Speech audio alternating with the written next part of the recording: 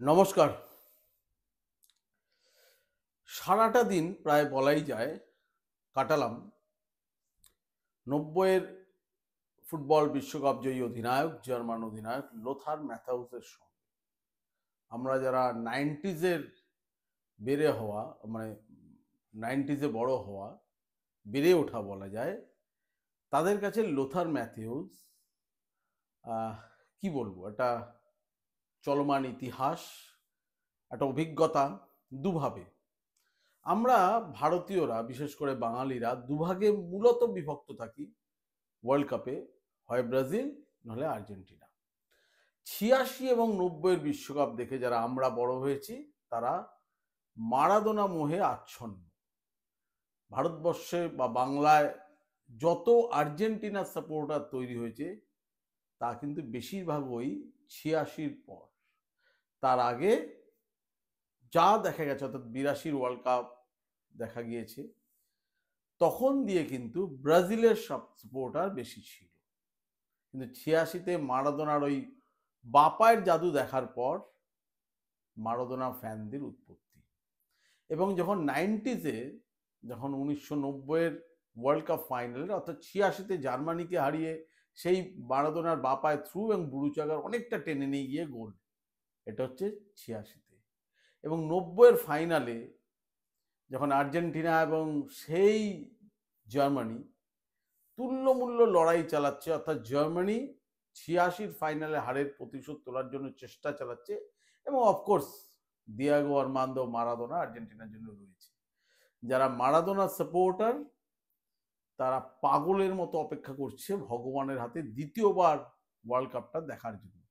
আর সেটাই ঠিক সেই সময় শেষ মুহূর্তে পেনাল্টি পেল জার্মানি, এবং গোলটা করলেন পেনাল্টি থেকে আন্দ্রে ব্রেহাম। তারপরে যারা সেই 90-র ওয়ার্ল্ড কাপ দেখেছেন তারা নিশ্চয়ই ভোলেননি মারাদোনার সেই কান্না, যে কান্নার সঙ্গী হয়েছিলাম আমরাও। মারাদোনা সেই সময় ফিফার যিনি সভাপতি ছিলেন তার সঙ্গে হাতটা পর্যন্ত মেলালেন না ক্ষোভে। তিনি মনে করলেন যে ফিফা তার সঙ্গে অন্যায় করেছে। তিনি যেহেতু ফিফার বশবর্তী নন, ফিফার নিয়ন্ত্রণে থাকেন না, তাই বোধহয় ফিফা তাকে ইচ্ছে করে মাঠের বাইরের খেলায় পরাজিত করল। এবং মারাদোনার প্রতিটি প্রতিবাদ ছিল আমাদের প্রতিবাদ। আমরা হয়তো সেই সময় স্টেডিয়ামে দাঁড়িয়ে গলার শিরা ফোলাতে পারিনি, সেই সময় আমি ওয়ার্ল্ড কাপ যাইনি। আমি ওয়ার্ল্ড কাপ কাভার করতে যাচ্ছি 2014, 18 অ্যান্ড 22। তো সেই সময় তো 90s-এ আমরা ক্লাস 10-এ পড়ি, তো সেই সময় তো যাওয়ার উপায়ই ছিল না। কিন্তু ঘরে বসে টিভিতে দেখে যেন মারাদোনার হয়ে প্রতিবাদটা আমরাই করছিলাম, যে আমরা ধরেই নিয়েছিলাম যে মারাদোনাকে হারানোর জন্য ফিফা চক্রান্ত করে জার্মানিকে পেনাল্টিটি দিয়েছিল, এবং সেই পেনাল্টিটি লেফট ব্যাক আন্দ্রে ব্রেহাম গিয়ে পেনাল্টিতে গোল করলো এবং জার্মানিকে 90-তে ওয়ার্ল্ড কাপ দিয়ে দিল তৃতীয়বারের জন্য। এবং সেই দলের ক্যাপ্টেন কি ছিল? Lothar Matthaus. সেই লোথার ম্যাথিউস যিনি 86-এ ফাইনালে হেরে গিয়েছিলেন, কিন্তু 90-তে ট্রফিটা অর্থাৎ ওয়ার্ল্ড কাপটা হাতে তুলে প্রতিশোধ নিলেন। সেই লোথার ম্যাথিউস আজকে, মানে আজকে বলবো না, রবিবার সারাদিন কলকাতায় রইলেন, আজকে ভোরবেলা চলে গেলেন ফের জার্মানি। এবার তার সেই লোথার ম্যাথিউস, এবং সেই সময় যারা আমরা মারাদোনার ফ্যান ছিলাম তাদের চোখে হয়ে গেছিল ১ নম্বর শত্রু লোথার ম্যাথিউস, যে তার জন্যে কাঁদতে হলো মারাদোনাকে। এবং এই মারাদোনাকে আটকানোর দায়িত্বই ছিল লোথার ম্যাথিউসের উপর, ম্যান মার্কিং করা। শুধুই ওয়ার্ল্ড কাপের ডুয়েল নয়, 86-এও তাই, মারাদোনাকে আটকানোর দায়িত্ব লোথার ম্যাথিউস, 90-তে তাই। এবং যখন তারা সিরি লিগে খেলেন, অর্থাৎ ইতালিয়ান লিগে খেলছেন, লোথার ম্যাথিউস ইন্টার মিলানে আর মারাদোনা নাপোলিতে, দুজনের একটা তুল্যমূল্য লড়াই লেগেই ছিল। তখন বিশ্ব ফুটবলের লড়াই হচ্ছে মারাদোনা বনাম লোথার ম্যাথিউস। লোথার ম্যাথিউস আটকাবেন, মারাদোনা বেরোবেন। আক্রমণ versus defence, attack versus defence, এই ছিল লড়াই। সেই লোথার ম্যাথিউসকে সারাদিন পেলাম কলকাতায়, কথা হলো, অনেকবার কথা হলো, সংবাদ প্রতিদিনের জন্য ইন্টারভিউ নিলাম। কিন্তু আমি সেই মারাদোনার গল্প, এই গল্প আমি হয়তো বলতেও পারি, কি বললেন, কিন্তু তার বাইরে আমি যেটা বললাম শিখলাম কি, লোথার ম্যাথিউস যা বলে গেলেন আমাদের এখানকার প্রাক্তন ফুটবলাররা শুনলে একটু অস্বস্তিতেই পড়বেন। এবার তিনি বলতেই পারেন, আমাদের প্রাক্তন ফুটবলাররা কথায় কথায় বলেন যে ধর ও কি বলেছে, ধর ও কি বলেছে, আমরা যা বলি সেটাই শেষ কথা। কিন্তু লোকটা তো লোথার ম্যাথিউস, একটা ওয়ার্ল্ড কাপ রানার্স, একটা ওয়ার্ল্ড কাপ চ্যাম্পিয়ন, সেই চ্যাম্পিয়ন টিমের ক্যাপ্টেন, এবং যার কোচ ছিলেন ফ্রান্স বেকেনবাওয়ার, কাইজার বেকেনবাওয়ার, যাকে লোথার ম্যাথিউস আজ বলছিল সবচেয়ে মিস করি, তিনি শুধু আমার কোচ ছিলেন না, আমার সেকেন্ড ফাদার ছিলেন। সেই লোথার ম্যাথিউস যদি কিছু বলে তাহলে তো ভাবতেই হয় যে সত্যি আমাদের কি আদৌ 133 নম্বর ফিফা র্যাঙ্কের দেশের সত্যি কি ফুটবল মেধা রয়েছে? যখন এরকম আন্তর্জাতিক তারকারা কলকাতায় আসে, ভারতবর্ষে আসে, তারা সাজানো গোছানো কথা বলে, তাদেরকে স্বাভাবিকভাবেই সাংবাদিকরা প্রশ্ন করে ভারতীয় ফুটবল সম্পর্কে কি জানেন। তারা বেশ গুগল ঘেটে একটা গুছিয়ে আসে। সে দুদিন আগে আর্সেন ওয়েঙ্গারও বলে গেছে ভারত সেই কবে ব্ল্যাটার বলে গেছিল ভারত হচ্ছে স্লিপিং জায়ান্ট, ঘুমন্ত দৈত্যের দেশ, সেটা ধরেই বলে যে আর্সেন ওয়েঙ্গারও বলেছিল না এদেশে প্রচুর প্রতিভা আছে, যে কোনো সময় ঘুরে দাঁড়াবে। যে প্রাক্তন ফুটবলার, আন্তর্জাতিক মানের সফল প্রাক্তন ফুটবলার এবং কোচ আসেন, তারাই বলেন যে ভারত যে কোনো সময় ঘুরে দাঁড়াবে। তার নাম লোথার ম্যাথিউস। মারাদোনাকে সামলেছেন, 5টা ওয়ার্ল্ড কাপ খেলেছেন, একে জার্মান, তারপর ওই ব্যক্তিত্ব, সে কেন রাগঢাক করবে? তাকে জিজ্ঞাসা করেছিলাম আমরা আজকে যে ভারতীয় ফুটবল সম্পর্কে কোনো ধারণা আছে? সে রাগঢাক না রেখে বলল, বিশ্বাস করুন আমার একটুও ধারণা নেই। কেন ধারণা নেই? যে আপনারা ভারতীয় ফুটবল র্যাঙ্ক কোথায় দাঁড়িয়ে আছেন, সেখানে আমায় কেন ভারতীয় ফুটবল সম্পর্কে খোঁজ খবর রাখতে হবে, আগ্রহ দেখাতে হবে? আমার কোনো আগ্রহই নেই। কিন্তু তিনি একইভাবে অবাক যে এত কোটির দেশ ভারতবর্ষ, তা থেকে 11 জন ফুটবলার বেরায় না। তারপরে টোটকা জানতে চাওয়া হয়েছিল, সে তো জানেই না ভারতীয় ফুটবলের কি অবস্থা, কিন্তু সিম্পল একটা টোটকা দিয়েছেন, যা শুনলে আবার আমাদের এখানে প্রাক্তন ফুটবলাররা রেগে যাবেন, কিছু বাঙালি কোচ রেগে যাবেন, যারা মনে করেন তারাই সব জানেন। দেখুন, আমি এটা খুব বিশ্বাস করি যে আমি 2008 সালে প্রথম ইউরোপ যাই, জার্মানি। আমি যদি সেই সময় ইউরোপ না যেতাম, আমি ইউরোপের রাস্তা দেখতে পারতাম না, আমি ইউরোপের সিগন্যাল দেখতে পারতাম না রাস্তায়, আমি ইউরোপিয়ান মানুষদের ডিসিপ্লিন দেখতে পারতাম না, এবং ইউরোপিয়ান বাড়ি বা স্ট্রাকচার কীরকমভাবে তৈরি, সে পাথর, বললাম না, রাস্তাঘাট, ড্রেনেজ সিস্টেম, এভরিথিং উন্নত মানের কতটা দেখতে পেতাম না যদি আমি ইউরোপ না যেতাম। 2008-এর আগে অবধি আমি ভারতেই ছিলাম বা টুকটাক এশিয়ান কান্ট্রিতে যাচ্ছি, তো আমার অভিজ্ঞতা এশিয়ান কান্ট্রি এবং ভারতের মধ্যেই ছিল। সো আমি ভারতে থেকে কি করে ইউরোপিয়ান রাস্তাঘাট কীরকম কি করে জানবো? অর্থাৎ ইউরোপিয়ান রাস্তাঘাট হচ্ছে টপ লেভেলে। সো সেই টপ লেভেলটায় যদি আমি না যাই, তাহলে আমি কুপমণ্ডুক হয়ে রইলাম, অর্থাৎ আমি কুয়োর ব্যাঙ হয়ে রইলাম। আমার সীমাবদ্ধতার কুয়োর মধ্যে আমি কুয়োর জল দেখেই বলবো যে এই হচ্ছে জলের গভীরতা। আমি তো সমুদ্রই দেখিনি, আমি কুয়োর ব্যাঙ। তো আমার কাছে জলের গভীরতাই মানে এটাই, কুয়োরটা যেটা আছে তার দৈর্ঘ্য এবং ব্যাসার্ধ যা, আমি সেটা থেকেই ভাববো যে এটাই সর্বোচ্চ। যেদিনকে আমি ইউরোপ গেলাম আমার চোখটা খুলে গেল, ইউরোপের ইনফ্রাস্ট্রাকচার থেকে সবকিছু, খেলার মাঠ থেকে রাস্তাঘাট দেখে। তখন না আমি কম্পেয়ার করতে পারবো, তখন না আমি তুলনা করে বলতে পারবো যে বস ইউরোপেই আমরা পড়ে আছি এইখানে। এইবার আমরা ইউরোপ থেকে ডাক্তার আনি, ইউরোপ থেকে ইঞ্জিনিয়ার আনি, ইউরোপ থেকে বিজ্ঞানী আনি, সেরকম আমাদের ভারতীয় মেধাকেও কিন্তু ইউরোপে নিয়ে যাওয়া হচ্ছে, বা অন্যান্য লাতিন আমেরিকা ইউরোপে নিয়ে যাওয়া হচ্ছে ভারতীয় মেধাকে। কিন্তু এটা তো স্বীকার করুন যে আমাদের সেই ফুটবল মেধা নেই যে আমাদেরকে হায়ার করবে। তো যাদের ফুটবল মেধা বেশি, আমাদেরকে তাদেরকে হায়ার করতে হবে। আপনি এখানে যতই বাকতাল্লা ঝাড়ুন বা বড় বড় কথা বলুন যে কি বিদেশি, এক একজন প্রাক্তন কোচ বলেছেন কি বিদেশি কোচ আনো, কি বিদেশি প্লেয়ার আনো, আমরা যা জানি, আমরা যা জানি। কথাটা হচ্ছে বিদেশি কোচ বা প্লেয়ার নয়, কাকে নিয়ে আসছো তার একটা সহজ সরল সমাধান বলে গেছেন লোথার ম্যাথিউস। লোথার বলছিলেন যে সত্যি তো আমি জানি না ভারতীয় ফুটবল সম্বন্ধে কি, কোনো ধারণাই নেই, কিন্তু এটা তো ভেবে অবাক হই যে এত কোটির দেশে 11 জন ফুটবলার বেরায় না, তাহলে উপায়টা কি? আপনাদের এখন দরকার, একজন স্টেট বলেছে, খুব ভালো মানের কোচ, তারা এসে আমাদের ন্যাশনাল টিমকে নয়, তারা এসে আমাদের বড় সিনিয়র প্লেয়ারদের নয়, তারা এসে আমাদের জুনিয়র ডেভেলপমেন্ট প্লেয়ারদের নয়, তারা এসে আমাদের কোচিং করবেন ভারতবর্ষের কোচদের। বুঝতে পারলেন কি বলেছেন? যে বড় কোচ নিয়ে আসুন, অভিজ্ঞ কোচ নিয়ে আসুন উন্নত মানের দেশ থেকে। কাদের নিয়ে এনে কি করব? আমাদের ভারতীয় কোচদের ট্রেনিং করার জন্য। আমাদের ভারতীয় কোচরা জানেই না হাউ টু ট্রেন। এখানে এএফসির পরীক্ষা দিচ্ছে, বই পড়ে এই পড়ে হয় না। যারা ইউরোপিয়ান সার্কিটের বড় লেভেলের কোচ, তাদেরকে খরচা করে এনে এখানে আগে কোচেস ট্রেনিং করুন, কোচেস এডুকেশন তৈরি করুন। 10টা যদি ভালো কোচ তৈরি হয় ওই ট্রেনিং এর পর, তারা যে শিক্ষার্থীদের শুরু থেকে বেসিক ডেভেলপমেন্ট শেখাবেন, সেই প্লেয়ারগুলোই বড় হবে একটা সময়।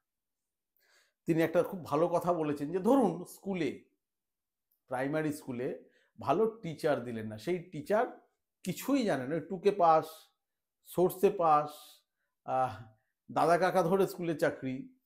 তো সেই টিচাররা ধরুন, আমরা মাঝে মাঝে খবর দেখি না যে অঙ্ক টিচার কিন্তু একটা সরল অঙ্ক পারে না, এরকম মাঝে মাঝে আমরা কিন্তু নিউজ পেপারে খবর দেখি, সে কি করে চাকরি করছে। যাই হোক, তো সেরকম যদি খারাপ টিচার দিয়ে আপনি কোনো স্কুলে শিক্ষকতা করেন, সেই খারাপ টিচার, আপনার সন্তান যদি সেই স্কুলে পড়ে, সেই টিচারের আন্ডারে, সে কি ভালো ছাত্র বা ছাত্রী হতে পারবে?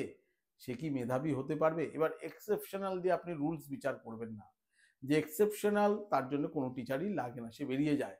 কিন্তু সামগ্রিকভাবে যখন এতে অ্যাপল বিতে বল শুরু হচ্ছে, কোনো টিচার যদি একে অ্যাপেলকে এতে বল বলে দেয়, তাহলে তো ছাত্র বা ছাত্রীটা শুরু থেকেই ভুল শিখলো।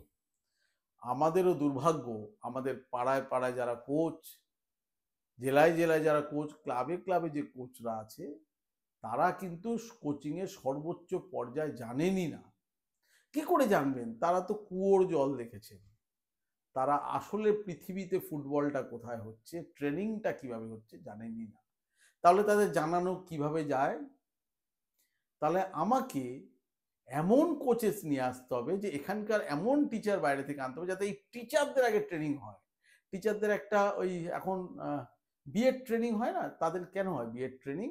যে তারা বিএড পাস করে, এখন যেন বিএড পাসটা স্কুলের চাকরির জন্য বাধ্যতামূলক করা হয়েছে, অর্থাৎ বিএড ট্রেনিংয়ে শেখানো হয় আপনি কি করে শিক্ষকতা করবেন। সেরকম বাইরে থেকে কোচ এনে, লোথার ম্যাথিউস বলছে আগে ইন্ডিয়ান কোচদের শিক্ষিত করতে হবে how to train a footballer, তারপরে একদম তৃণমূল স্তর থেকে প্লেয়ারদের সেই কোচদের ট্রেনিং দিন, তাহলে প্লেয়ার বাড়বে। এটা একটা পদ্ধতি। এবার আমাদের এখানে কোচদের আপনি যদি ট্রেনিং দিতে যান, সে তো একদম মুখেই গুলি মারছে, আমরা সব জানি। দেখুন, আমার মনে হয় যারা 90s বড় হয়েছে তাদের কাছে দেখুন, যারা পাড়ায় পাড়ায় ফুটবল খেলতেন, আমরা যখন ফুটবল খেলতাম আমাদের প্রতিটা পাড়ায় কিছু দাদা ছিল যারা কোচিং করতেন, তারা তো কোচিং লাইসেন্স পাননি, অভিজ্ঞতা থেকে কোচিং করতেন। আমার স্পষ্ট মনে আছে, আমরা খেলার সময় জল খেতে দিতেন না, এবং খেলার পরেও জল খেতে দিতেন না, বলতেন যে না এই সময় একদম ভিতরে আগুন জ্বলছে, পেট লিভার আগুন জ্বলছে, এই সময় জল পড়লে আগুনের মধ্যে ছ্যাঁকা পড়ে, সেই হয়ে যাবে, সঙ্গে কেউ জল খাবে না। আমরা বড় হয়ে দেখলাম, আরে জলের বোতলটা সাইড লাইনেই রাখা থাকছে, এবং খেলতে খেলতে জল খাচ্ছে। এখন তো আবার ড্রিঙ্কস বিরতি দেওয়া হচ্ছে ফুটবলে, এবং গিয়ে সে ওই জলপানের বিরতি হচ্ছে দুবার, গিয়ে জলটা খাচ্ছে। আর আমরা কি শিখেছি ছোটবেলায় পাড়ার, আপনারা একটু খেয়াল করুন যারা 90s বড় হয়েছেন, পাড়ায় পাড়ায় সে অমুক দাদা তমুক দাদা করছিলেন, আমাদের জলটা খেতে দিত না। অর্থাৎ আমার শেখাটাই ভুলভাবে হলো। আমরা মনে আছে, আমরা যারা ফুটবল খেলতাম 90s, আমাদের কোচরা, পাড়ার কোচরা প্রস্রাব করতে দিতেন না, না এই সময় খেলে উঠে করতে নেই, সব ভুল ধারণা। আমাদের সেই সময় খেলে উঠে এসি ঘরে যেতে দিতেন না, আর এখন পরে দেখলাম এসি ড্রেসিং রুম হয়ে গেল, বলতো না ঠান্ডা লেগে যাবে, খেলে উঠে গা গরম, এই সময় এসিতে কে ঢুকবে। আর এখন দেখা গেল এসি ড্রেসিং রুম ইন্টারন্যাশনাল ফুটবলে বা সব ক্লাবে, যে হাফ টাইমে এসে ড্রেসিং রুমে, এসি ড্রেসিং রুমে ঢুকছে, বা খেলার পর ঢুকছে, আইস বাথ নিচ্ছে, অর্থাৎ ঠান্ডায় ঢুকে যাচ্ছে। সব ভুলভাল শিখেছি আমরা। এটা তো গেল বাহ্যিক ব্যাপার। টেকনিক্যাল ব্যাপারেও হয়তো যেখান থেকে পায়ের যে অংশ দিয়ে মারলে ইনস্টেপ, আমাদের কোচরা হয়তো ভুল শিখিয়েছে, আউটস্টেপটা ইনস্টেপ হয়ে গেছে, ইনস্টেপটা আউটস্টেপ হয়ে গেছে। যে পায়ের যে অংশ দিয়ে বলটা পুশ করতে হয় আমরা সেই অংশে বল লাগাইনি। আমার নাক, হাঁটু এবং পায়ের চেটো যে সমান্তরালে দাঁড়ালে রাখলে শটটা মানে শটে জোর হয়, আমরা সেই সমান্তরালে নাক, হাঁটু আর পায়ের চেটো ছিল না। কারণ আমরা তো ঠিক করে কোচের আন্ডারে শিখিনি। তাহলে আমরা যেটা শিখেছি অত্যন্ত স্বাভাবিকভাবে খেলতে খেলতে খেলতে খেলতে শিখেছি এবং অভিজ্ঞ হয়েছি। আমাদের কোনো কোচ ছিল না। লোথার ম্যাথিউস তাই বললেন, প্লিজ আগে ভালো কোচ নিয়ে এসে এখানকার কোচদের শিক্ষিত করুন।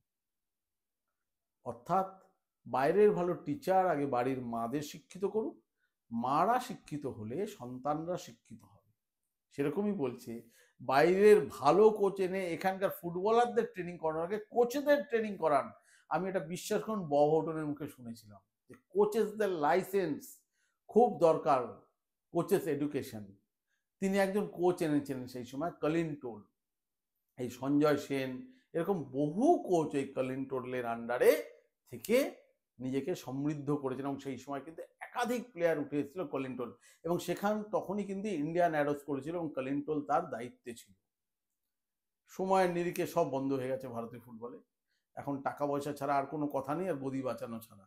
এটা দুঃখের। এবং আমাদের কিছু প্রাক্তন ফুটবলাররা চিরকাল উল্টোপাল্টা বকে এসেছে, কারণ এরা সেই সার্কিটে খেলেননি। আমরা 70s লাস্ট এশিয়াডে ব্রোঞ্জ পেয়েছি, তারপর দিয়ে কোনো সাফল্য নেই, শুধু বক বক আছে। আমি এই খেলেছি, আমি ওই খেলেছি, এই সব হয়েছে, কিচ্ছু হয়নি, কোনো সাফল্য নেই। কিসের তাহলে এত বক বক? একটা 26 বছর পর বাবা হটনের সময় এসে বাইচুংরা এশিয়ান কাপ খেলো, তার মাঝে 26 বছর কি হয়েছিল? সেই 26 বছরে তো সব তো একদম মুখে বাঘ মেরেছে, ওসব শুনতে ভালো লাগতো। তো এটা একটা পথ বললেন। আরেকটা কি বললেন, যে আগে সিস্টেম বদলাতে হবে। একটা কোম্পানি যদি লসে চলে তাহলে সিস্টেমে গন্ডগোল থাকে, সিস্টেমটাকে বদলান। বাদ বাকি সব ছেড়ে দিন, এই সিস্টেমটা বদলাতে পারে কে? ফেডারেশন। আমাদের ফেডারেশন সিস্টেম বদলাবে, আইএসএল, আই লিগ, সেগুলো মানে দেশের ন্যাশনাল লিগ লিগ করতে গিয়েই মানে একদম মানে কি বলবো ল্যাজগোবরে হচ্ছে। লোথার ম্যাথিউস যদি জানতেন, ভাগ্যিস তিনি ভারতীয় ফুটবল সম্বন্ধে তার কোনো আগ্রহই নেই, তার কোনো আগ্রহ কি বলবো, তার কোনো আইডিয়া নেই, সরি আগ্রহ কথাটা ঠিক না, আইডিয়াই নেই। তাহলে যদি জানতেন আমাদের দেশের লিগ হবে কিনা ঠিক নেই, সে হাসতেন। তো সেই দেশ ভাবছে বিশ্বকাপ খেলবে, যে দেশের লিগ হবে নাকি ঠিক নেই, প্লেয়াররা বসে আছে, ক্লাব বসে আছে, কোচেসরা বসে আছে। তো সিস্টেমে গন্ডগোল, সিস্টেমটাকে ঠিক করুন এবং প্রচুর একাডেমিগুলোকে একদম টেকনিক্যালি সাউন্ড করুন, ঠিকঠাক কোচ নিয়ে। অর্থাৎ কোচ আনুন, কোচেসদের ট্রেনিং দিন এবং তৃণমূল স্তরে যে প্লেয়াররা আছে ছড়িয়ে দিন যে ভালো ট্রেনিং দিয়ে, অর্থাৎ যারা বড় হবে প্রপার ট্রেনিং। আর কোনো গালভারি কথা সে বলেনি। ভারত ওয়ার্ল্ড কাপ খেলবে, এই খেলবে, বলেইনি, সে জানেই না, বলছে এত 133তম দেশ, তার সম্বন্ধে আমি খোঁজ নিতে যাবো কেন? এবং আরেকটা গুরুত্বপূর্ণ কথা বলেছে, ভারতীয় ফুটবলারদের যারা বাচ্চা তাদের সামনে কোনো আইডল তৈরি করুন, তাদের সামনে কোনো আইডল নেই। কিছুদিন আগে অব্দি একটা বাইচুং ভুটিয়া একটা আইডল ছিল, কিছুদিন আগে অব্দি সুনীল ছেত্রী আইডল ছিল। সুনীল ছেত্রী ইন্টারন্যাশনাল ফুটবলদের রিটায়ার করলো। সো আমার ছেলে যে ফুটবল খেলবে, আপনার ছেলে ফুটবল খেলবে, তার মেয়ে ফুটবল খেলবে, কাকে দেখে বড় হবে? আজকে একটা দারুণ কথা বলছিল লোথার ম্যাথিউস, যে আমাদের দেশে সেই সময়, আমাদের সময়, যে আমি টেনিস খেলবো, ধরুন কোনো বাচ্চা, তার চোখের সামনে রয়েছে বরিস বেকার। যে কারণে আমাদের প্রচুর ক্রিকেটার উঠে আসে, বাচ্চারা ক্রিকেটে ইন্টারেস্টেড, বিকজ তাদের আইডল আছে সচিন তেন্ডুলকার। সচিন তেন্ডুলকারের আইডল ছিল সুনীল গাভাস্কার। সচিন তেন্ডুলকারের আইডল ছিল, সচিন তেন্ডুলকারকে আইডল ভেবেছিল বিরাট কোহলি। এখনকার একটি বাচ্চা বিরাট কোহলিকে আইডল ভাবতে পারে। তারপর আছে শুভমান গিল উঠে এলো, এবার গিলকে আইডল করবে। ফুটবলে কেউ নেই আইডল। আগেকার দিনে আপনি মনে করুন যে যখন শিশির ঘোষ এরা একটা আইডল ছিল, আমাদের প্রশান্ত ব্যানার্জি, কৃষাণুদেরা আইডল ছিল, বাইচুংয়েরও আইডল ছিল কৃষাণুদে এবং আয়ান বিজয়।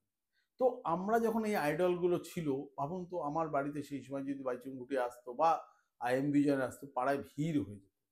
এবার আপনি এখনকার দিনে ইস্টবেঙ্গল মোহনবাগানে খেলা কোনো ফুটবলারকে নিয়ে যান, পাশের বাড়ির লোকটি জানলার পর্দা সরিয়েও দেখবে না, প্রথমত চিনতেও পারবে না, তারপর দেখবেও না। এটাই বাস্তব। তো যাকে দেখে আগ্রহ হবে না, উত্তেজনা হবে না, আইডল না, আপনার হিরো নয়, তাকে দেখে বাচ্চারা উৎসাহ পাবে কেন খেলার জন্য? তো লোথার ম্যাথিউস বলছে আইডল তৈরি করুন, আপনাদের আগে ফেস দরকার ভারতীয় ফুটবলে, আমাদের কোনো আর আইডল নেই। কিছুটা সময় অবধি বাইচুং ভুটিয়া আইকন ছিল, তারপরে সুনীল ছেত্রী, তারপরে একটা বিশাল ড্যাশ মুখের উপর বলে দিয়ে গেছে। যারা ভারতীয় ফুটবল নিয়ে বড় বড় কথা বলেন দারুণ হচ্ছে দারুণ হচ্ছে, প্লিজ একটু থামুন। কেন বিদেশি কোচ আসছে, কেন বিদেশি প্লেয়ার আসছে, থামুন। ভালো আসছে কিনা সেটা দেখুন। এই যে যখন রোবার্টো কার্লোস এসেছিল বুড়ো, মাতারাজি এসেছিল বুড়ো, এরকম বলছিল। এবার উল্টো দিক করে ভাবুন তো, আমি একটা ইন্ডিয়ান ফুটবলের স্ট্রাইক ফোরলানের সঙ্গে ড্রেসিং রুম ভাগ করছি, তাহলে কি আমি মুম্বাই সিটি এফসিতে খেলেছেন, তার অ্যাটিটিউড, খেলার আগে তার তৈরি হওয়া, মানসিকভাবে তৈরি হওয়া, তার সঙ্গে প্র্যাকটিস করা, সে কীভাবে পুশ করে, সে কীভাবে পাস করে, সে কীভাবে সুইং মারে, ইনসুইং মারে, তার অ্যাটিটিউড, সে কোথায় দাঁড়াচ্ছে স্ট্রাইকার হিসেবে। আমি যদি একটা স্ট্রাইকার হই, তার থেকে শিখতে পারবো না? কি করে মাতেরাজ্জি প্রথমে খেললেন, তারপরে কোচিংও করলেন, তার কোচিংয়ে থাকা, তার কাছে দেখা, জিকোকে কোচ হিসেবে পাওয়া, এগুলো তো পাওয়া।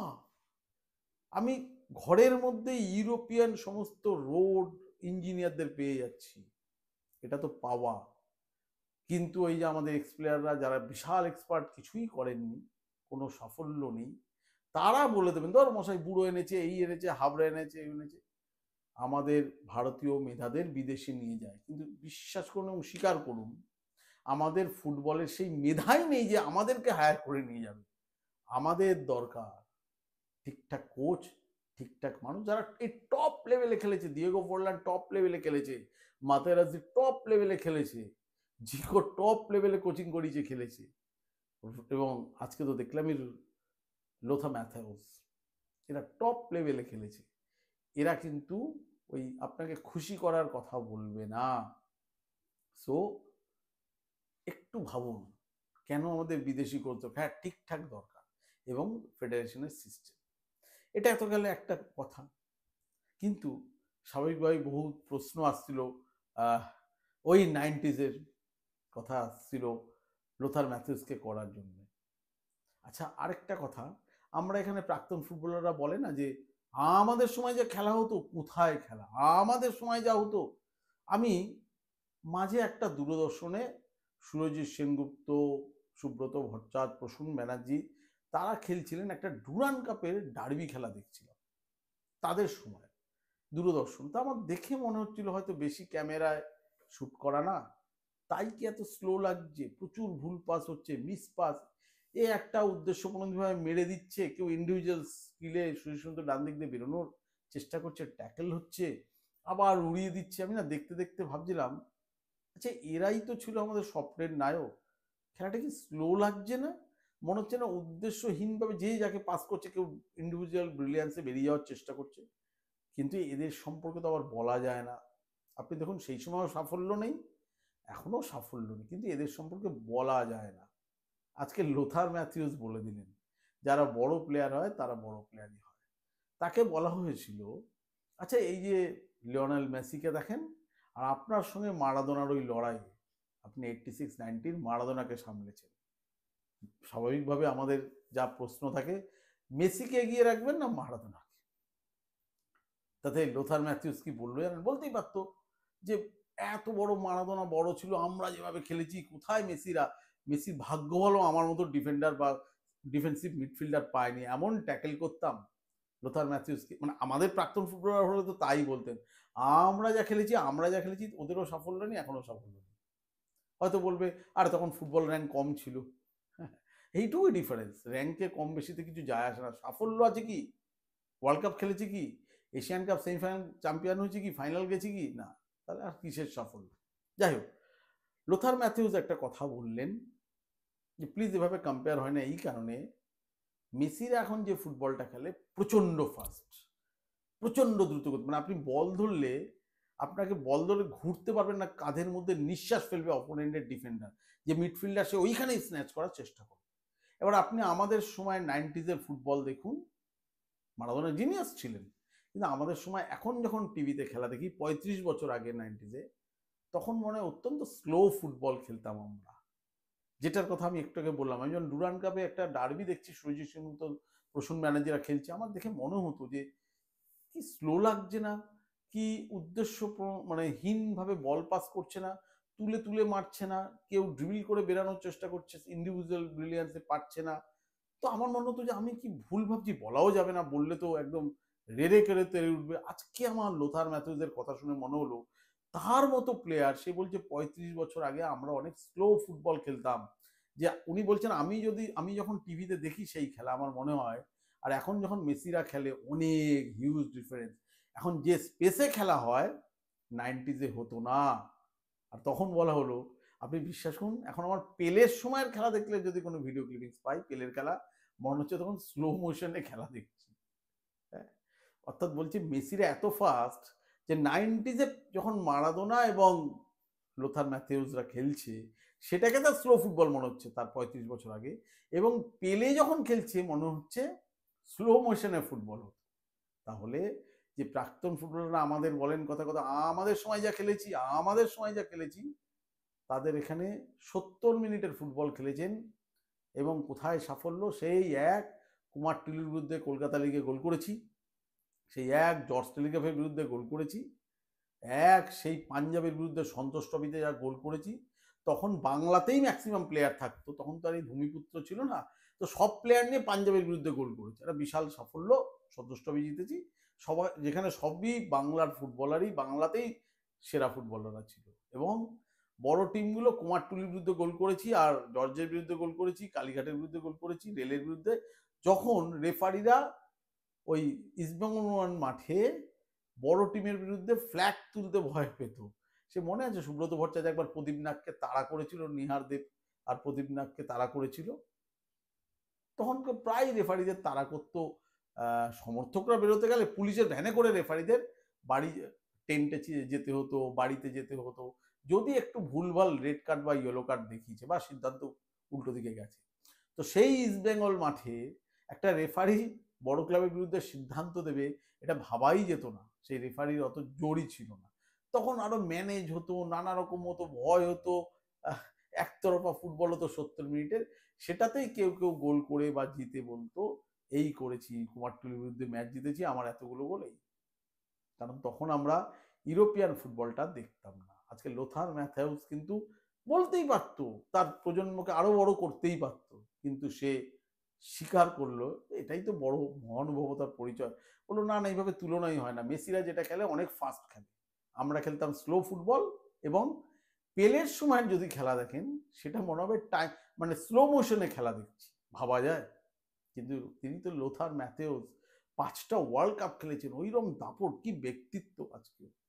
এবং মারাদোনাকে বলছেন যে আচ্ছা মারাদোনার সঙ্গে আপনার দারুণ তো বন্ধুত্ব ছিল, বলছে 100% ছিল, মাঠের মধ্যে বন্ধুত্ব ছিল, আর মাঠের বাইরে পার্টিতে দেখা হলে, আপনারা মেসি আর রোনাল্ডোকে দেখেছেন তো বিভিন্ন ব্যালেন্ডিয়ার প্রোগ্রামে, অন্যান্য অনুষ্ঠানে দেখা হয়, তাদের কথা হয়, কিন্তু কোনোদিন দেখেছেন দুজন মিলে ডিনারে গেছে, একে অপরের বাড়ি গিয়ে চল আড্ডা দিই? তো আমার আর মারাদোনার মধ্যেও একটা মাঠের মধ্যে লড়াই, মাঠের মধ্যেই বন্ধুত্ব ছিল। ধর মাঠে নামার আগে দুজনে লাইন আপ হয়েছে, পাশাপাশি হ্যান্ডশেক করেছি, হাগ করেছি, ম্যাচ শেষে হয়তো জার্সিও বদলেছি পরস্পরের, ইন্টারচেঞ্জ করেছি, কিন্তু আমরা কখনো ফোন করে কেউ কারোর সঙ্গে ডিনারে যাইনি। অর্থাৎ বন্ধুত্বটা মাঠ কেন্দ্রিক বলা যায়, মাঠের বাইরে বন্ধুত্ব সেইভাবে ছিল না। তো নিজেদের সম্পর্ক বোঝাতে গিয়ে ভালো বলেছে যে মেসি আর রোনাল্ডোর যেরকম সম্পর্ক ছিল সেরকম সম্পর্ক, কিন্তু মারাদোনা, মারাদোনা সে বলেছে যে মারাদোনা কিন্তু জিনিয়াস ছিল। কারণ মারাদোনা 90s ওয়ার্ল্ড কাপের পর বলেছিল যে আমাকে যদি সবচেয়ে বেশি কেউ ট্রাভেল দিয়ে থাকে সেটা লোথার ম্যাথিউস। আর লোথার ম্যাথিউস আজকে বললেন যে আমাকেও যদি কেউ সবচেয়ে বেশি প্রবলেমে ফেলেছিল, চ্যালেঞ্জের মুখে ফেলেছিল, সেটা হচ্ছে দিয়াগো আর্মান্দো মারাদোনা। আমার চোখে মারাদোনাই সেরা। কিন্তু এইভাবে সেরা তো আবার সঙ্গে সঙ্গে বলছে এইভাবে তো সেরা বিচার করা যায় না, মেসির সময় মেসি, মারাদোনার সময় মারাদোনা, পেলের সময় পেলে। তাহলে পেলে যেহেতু আমি বলবো যে মারাদোনা জিতেছে একটা ওয়ার্ল্ড কাপ, মেসি একটা ওয়ার্ল্ড কাপ, পেলে জিতেছে 3টে ওয়ার্ল্ড কাপ, তাহলে পেলেকেই সেরা বলা উচিত, ওটা ট্রফির হিসেবে বলছেন। কিন্তু যেহেতু তার প্রজন্মে, সে তো জার্মানি এবং আর্জেন্টিনা ওইরকম লড়াই, কিন্তু মারাদোনাকে স্যালুট করতে ভোলেন না প্রতিপক্ষ দলের ফুটবলার হলেও, এটাই মহানুভবতার পরিচয়। আমাদের এখানে অনেক প্রাক্তন ফুটবলার তার সময়ের অন্যকে সম্মান দেন না, ধর ও কি খেলেছে, আমি যা খেলেছি সব আমিই করেছি, আমি। তো প্লিজ লোথার ম্যাথেউস কিন্তু শিক্ষা দিয়ে গেল। একটু প্রাক্তন ফুটবলাররা ভাববেন যে আমরা সত্যি জানি না, আমরা কুয়োর ব্যাং হয়ে আছি, যা লড়াই নিজের মধ্যে করছি। এটা আমি খুব অনেকবার ভেবেছি। আমি 3টে ওয়ার্ল্ড কাপে গিয়ে, ব্রাজিল ওয়ার্ল্ড কাপ 2014, যখন ব্রাজিলে গিয়ে দেখছি যে ওইরকম ব্রাজিলিয়ানরা লাফালাফি করছে পতাকা নিয়ে, আর্জেন্টাইনরা লাফালাফি করছে, এবং পরে আমি রাশিয়াতেও দেখেছি, কাতারেও দেখেছি। আমি খালি ওখানে বসে ভাবতাম যে আমাদের হয়তো এই সময় ওই হরিশ চ্যাটার্জি স্ট্রিটের ওখানে দেওয়ালে আর্জেন্টিনার ফুটবলারদের মুখ আঁকা হচ্ছে, যাদবপুরে, গড়িয়ায়, বালিগঞ্জে, বরানগরে ব্রাজিলের পতাকা পাড়ায় পাড়ায় টানানো হয়েছে। এই ব্রাজিলিয়ান ফুটবলার নেইমাররা হয়তো জানেও না কোথায় কত যোজন মাইল দূরে তাদের পতাকা আমাদের দেশে টাঙানো হচ্ছে। আমরা হচ্ছি দর্শক হিসেবে দারুণ, আমরা ব্যক্তি পুজোয় দারুণ, আমরা সমর্থনে দারুণ, আমরা নিজেরা জিততে শিখিনি। আমরা শুধু ব্রাজিল কি করলো, আর্জেন্টিনা কি করলো, এই নিয়েই উত্তেজনা করলাম, আর এখানে বসে চায়ের দোকানে বাকতাল্লা ঝাড়লাম এবং প্রাক্তন ফুটবলারদের রিয়াকশন নিলাম। কেউ কেউ এখান থেকে বললো মেসির ওইভাবে পেনাল্টিটা মারাটা ঠিক হয়নি। পড়েছিলাম একটা সংবাদপত্রে, এই মেসির পেনাল্টি মিস নিয়ে এক প্রাক্তন ফুটবলার লিখেছিলেন যে মেসি ওই সময় আমাদের মনোসংযোগ করতে পারেনি, পাটা নন, ডান পাটা নন কিকিং ফুট ঠিক ছিল না। ক্ষমা করবেন আমি বললাম বলে, প্লিজ ক্ষমা করবেন। আসলে আমি 3টে ওয়ার্ল্ড কাপ দেখেছি, চ্যাম্পিয়ন্স লিগ ফাইনাল দেখেছি, এশিয়ান কাপ দেখেছি। ডিফারেন্সটা বড্ড চোখে পড়ে, বড্ড কষ্ট হয় মনে যখন ওখানে গিয়ে, বিদেশে গিয়ে দেখি যে কোথায় খেলা হচ্ছে ব্রাজিল আর্জেন্টিনা, কোথায় কোন পাড়ায় আমাদের এক হয় আর বাংলাদেশে আরেক হয়, বাংলাদেশে আর্জেন্টিনার ঝড় বয়ে যায়, কোথায় খেলা হচ্ছে কোথায় ঝড়। এবার মনে হচ্ছে কাতার ওয়ার্ল্ড কাপে স্কালোনি বলেছিল, আর্জেন্টিনার কোচ মেসিও এসে বলেছিল যে ফাইনালের আগে প্রেস কনফারেন্সে এবং ফাইনালের পর যে আর্জেন্টিনার পর সবচেয়ে বেশি আমাদের দেশ নিয়ে লাফালাফি বোধহয় বাংলাদেশেও হয়। বাংলাদেশ আর্জেন্টিনাকে নিয়ে কি করবে সেই দেশের ব্যাপার, তাদের নিয়ে আমি কিছু বলতে চাই না, কিন্তু আমরা খেলবো কবে, আমাদের নিয়ে লাফালাফি হবে কবে? ওই যে লোথার ম্যাথুস বলে গেল, প্লিজ সবার আগে সিস্টেমটা চেঞ্জ করুন। আর আমাদের সিস্টেমটা চেঞ্জ করবে কে? ভারতীয় ফুটবল ফেডারেশন। ভারতীয় ফুটবল ফেডারেশন নিয়ে নতুন করে আর কিছু বলতে হবে না, বলতে আর ইচ্ছা করে না।